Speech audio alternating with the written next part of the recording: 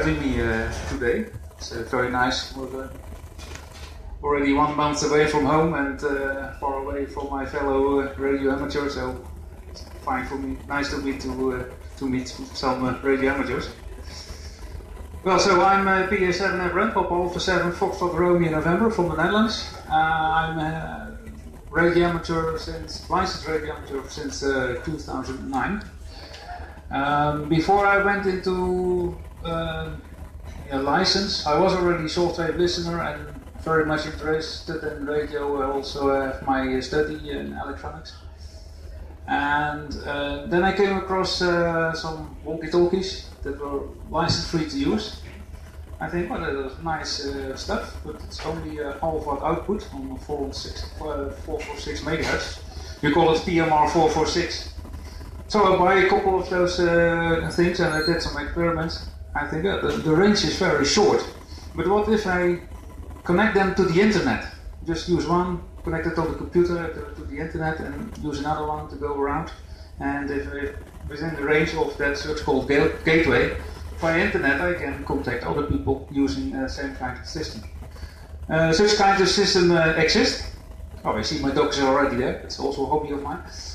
And that was called EQSO. EQSO was used by radio amateurs, and there was a special version for license-free radios. So I used it for a while, and we have to. Yeah, it's okay. I will find my way. Oh, there it is. Yeah, thank you. Yeah, thank you. So.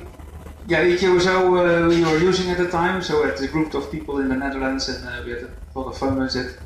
But I think, some things are missing in the program. So I'm thinking a little bit out of the box. I think, well, don't make things that are already there, but if you want to add something, make use of AP functions or whatever. So I make a separate program that can run side by side, but after a while still wasn't not really. Think, well, that can be even better. So I started to write my own internet linking program called Free Radio Network.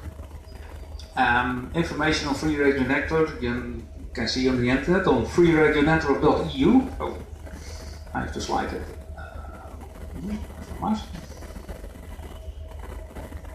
I'm lost. Let's see. You can look at The more that I'm now and then losing my mouse. You see my pointer? Oh, it went on holidays to the other screen. Okay. So this is the website freeradionetwork.eu, and you can simply download it over here. So there's a download place, and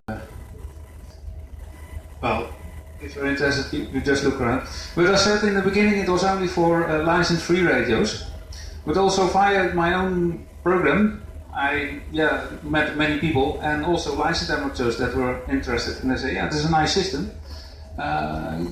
Can we use it also as licensed amateur? Yeah, technically you can, but you cannot combine non-licensed equipment and licensed equipment, because then, the government will not like that. And not only in the Netherlands.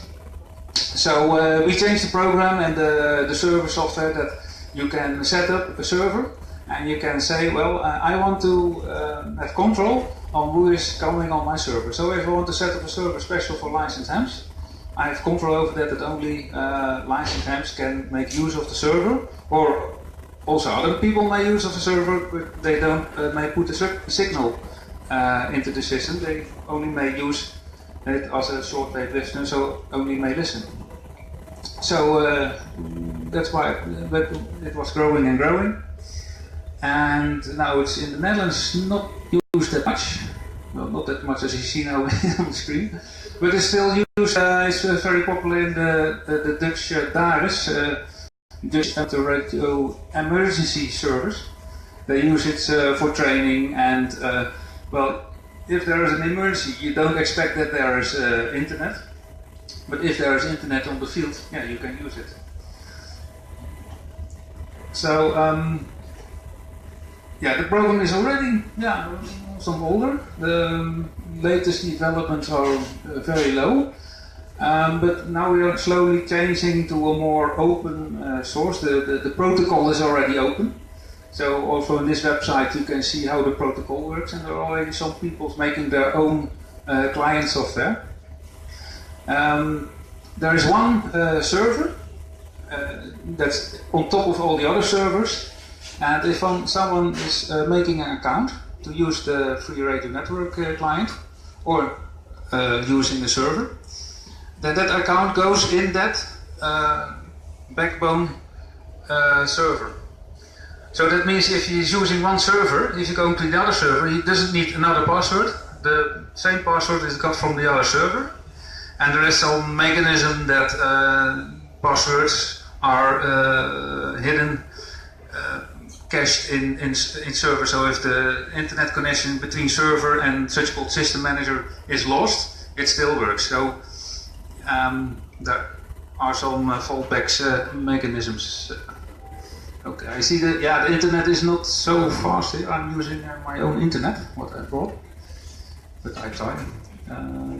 Okay, this is a program. How do I move it? Oh, yeah, there it is. To the top, yes. So this is the actual main screen of the program. What you find here is, yeah, you can make different settings for, oh, then I have to disconnect. I have to do that. Oh, almost.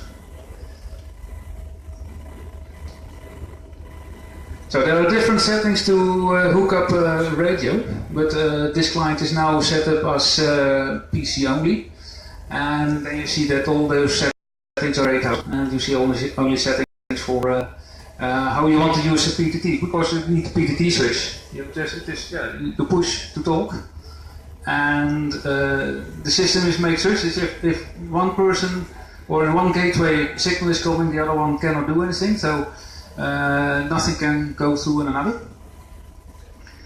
So this is a simple setup for PC only users, and I can change my ID. I can say, no, I'm not a PC user, I'm a gateway. Oh, see, everything is in Dutch. You can also change that. And then I can say, okay, I'm on this frequency and this modulation, and whether I'm using CTCSS or another Squel system. Okay, let's do that.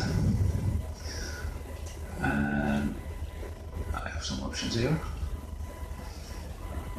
Yeah, I can change the language. The language is just in a separate INI file, and sometimes someone say, well, in my country we want to have it in our language. And say, okay, you find an INI file, make a copy of it, and change it in your language. Put the name of your language in it, and if you put it in the same directory, then automatically you get your own language. So maybe one day we also have it in Hindi, who knows? What shall we choose? Polski? No, English. There we go. And everything is in English. Okay. Then go back to interface. Now you see all the interface settings. Well, you can use Fox for both directions. So you can say, okay, I have Fox in the radio, I use that, and when signal is coming back, I use Fox in the program. Yeah, that's working, but not that quite well.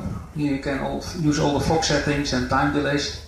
You can also use a kind of cat interface, USB or COM port, and you see, oh, there is no COM port available. I can use another one.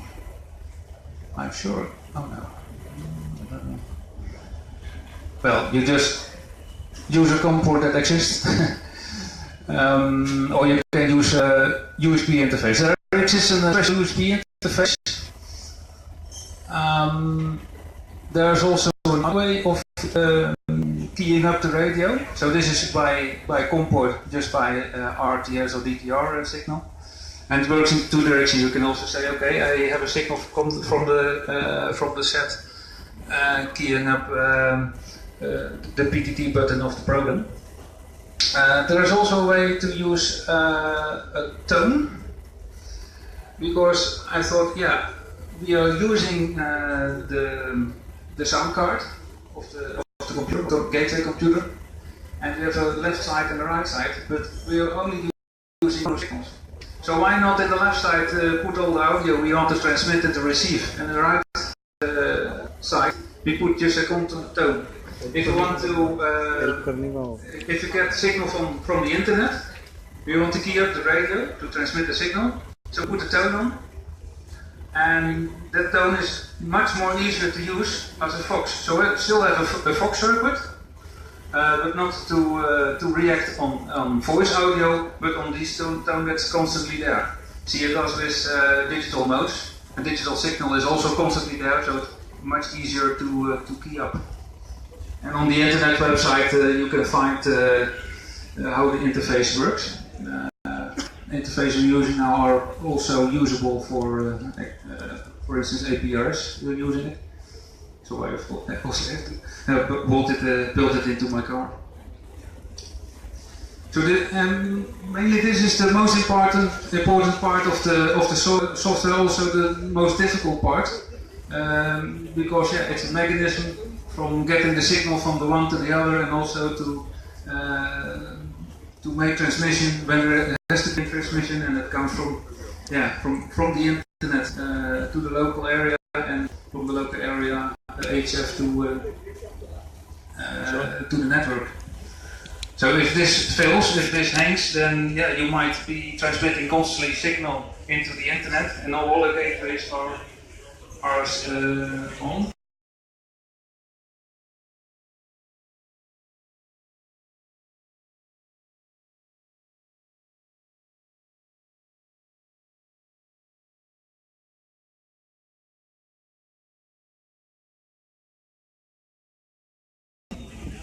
So yeah, we try to avoid it. Now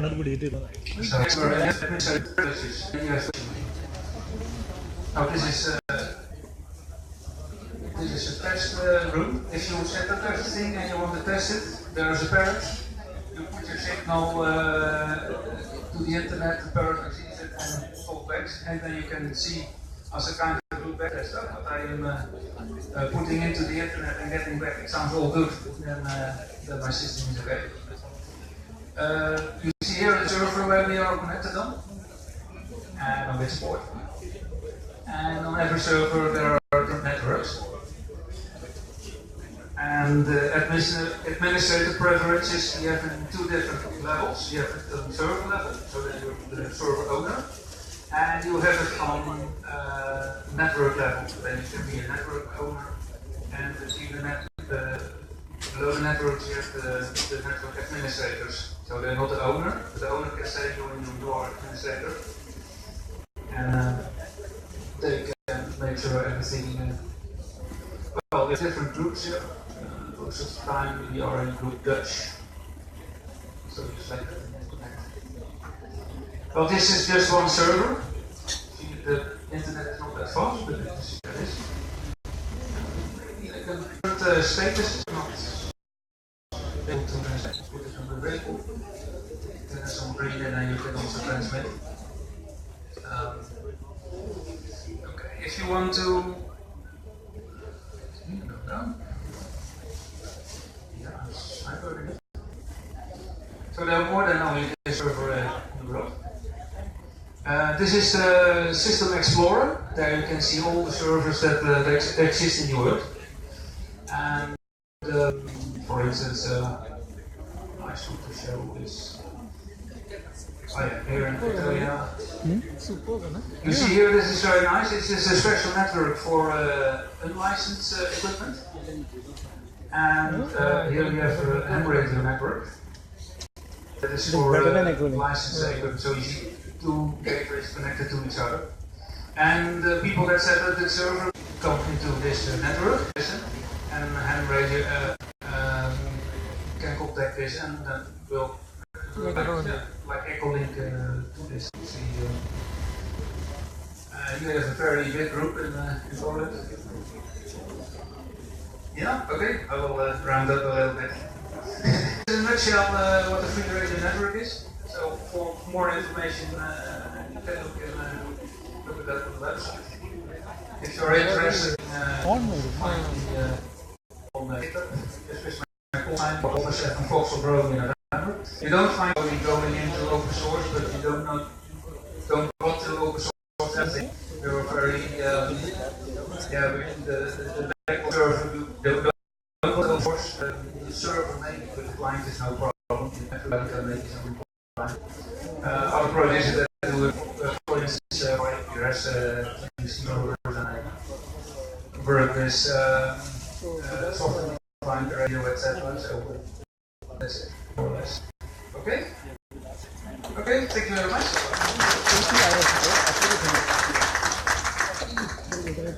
Thanks a lot, Edwin. I hope you found it useful. I think best to bookmark the URL. You go get on GitHub and I think some interesting work on it is CNC.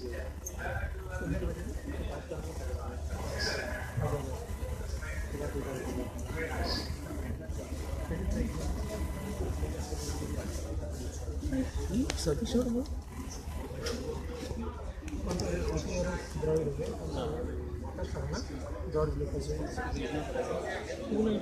Satish. Okay, folks, we are nearing the end of the schedule. How do you